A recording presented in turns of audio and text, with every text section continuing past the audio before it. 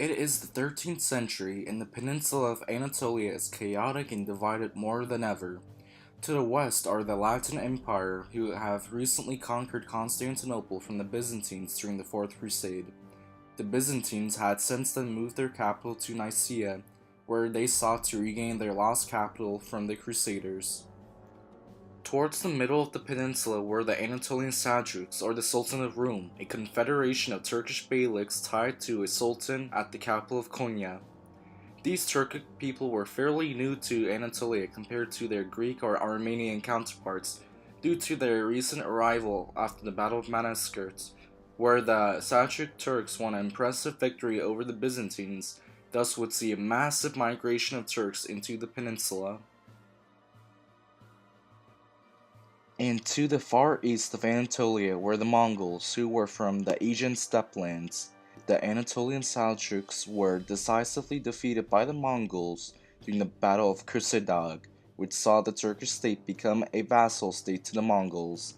The following decade would see the Seljuks struggle to keep authority over their Turkish beyliks, and in 1277 the Turkish beyliks would revolt against the Mongols in a failed uprising which would lead more Mongols into Anatolia. The successor state to the Mongols in the Middle East were the Ilkhanate, and they would withdraw from Anatolia towards the end of the decade due to their own internal revolts. The Anatolian Seljuks were devastated during this period, and a series of poor leadership from the sultans of the kingdom, corrupt governors, would lead to local Turkish beyliks breaking away from the capital Konya.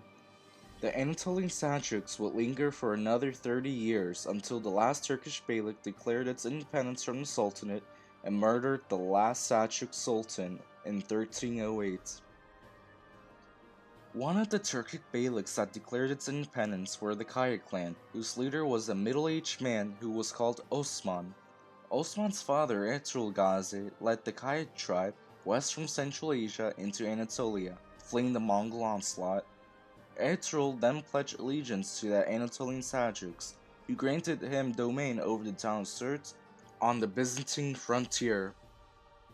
After his father's death in 1280, Osman was elected as the leader of the Kaya tribe by his brothers Gündüz Alp and Savcı Bey.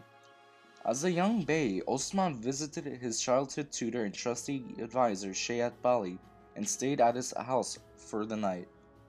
While sleeping, it is said that Osman saw a dream where he saw a tree grow and cover the entire world with its branches. The following morning, Osman would ask what was the meaning of his dream to Şeyh Bali, in which he responded by saying Osman's dream showed that Osman's sons and grandsons would one day rule over a vast empire. As the leader of the Kayas, Osman would launch raids against the neighboring Byzantine Empire. It was during these small raids that local warriors would flock to Osman, in which they would be called Ottomans, or the followers of Osman. The Ottoman Beylik was the smallest Turkish Beylik in Anatolia, and it was positioned near the frontier with the Byzantine Empire. This meant that the Ottomans would always be in a warring state, unlike their other neighboring Turkic Beyliks, thus had a more experienced army than them. The Chulbanit Beylik up to the north were close allies to the Ottomans during the first years of Osman's rule, but after the overthrowing of the Chulbanids by the Jandarids, the Ottomans had to find a new ally down south with the Germanids. The Germanids were the de facto leaders of the Turkic Beyliks that bordered the Aegean Sea, which also gave them the further prestige of owning a sizable navy, unlike other Turkic Beyliks. To the west of the Ottoman Beylik were the Karasids, who controlled half the Dardanelles Straits, which was an important shipping lane up to the Black Sea. Down to the south were the Hamids, and also the successor state to the Sultan of Rum, the Karamids, a future rival for the Ottomans. Osman's first challenge was against the Byzantine lord of Inalcik, which would see Osman lose a battle to the lord of Inalcik and lose his nephew during the battle. In order to capture Inalcik, Osman first captured Kulucahisar in 1285.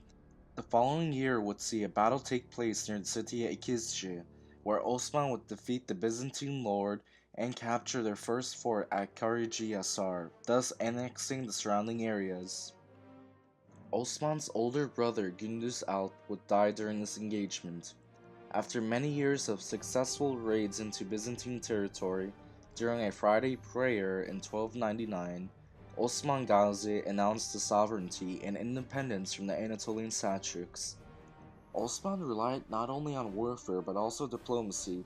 For instance, Osman becomes allies with Michael the Beardless, who was also the Byzantine lord of Haramkaya. Michael would later on be known as Küsemihal after deciding to convert to Islam, in which he would help Osman against the Byzantines. In early 1302, Osman would lead his warriors towards the Byzantine city of Nicaea to start a siege.